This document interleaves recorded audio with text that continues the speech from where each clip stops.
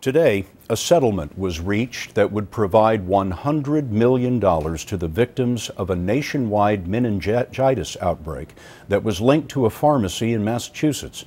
A federal bankruptcy judge still has to approve it. Jim Axelrod is following the case.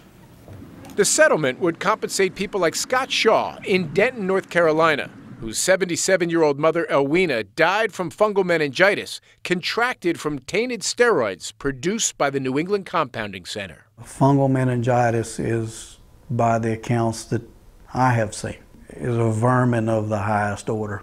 It is a wicked thing.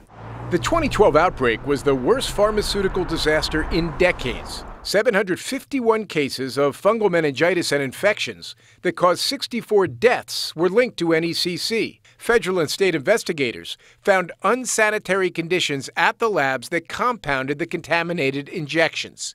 NECC filed for bankruptcy in December 2012. David Moulton is a lawyer representing victims.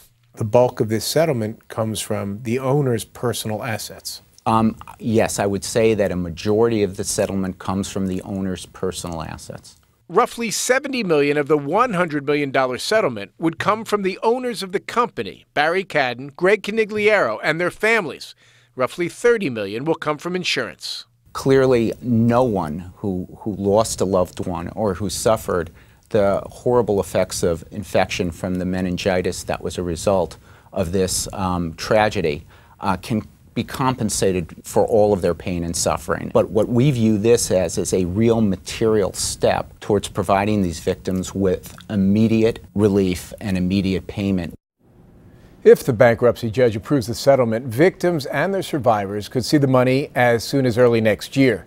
Tonight, NECC shareholders released a statement saying, quote, "No amount of money can adequately compensate the bereaved families for their loss of loved ones, nor those who are suffering today from the terrible effects of this tragedy," which echoes what we just heard from the victim's lawyer, Scott. And a criminal investigation still underway. Jim, thanks very much.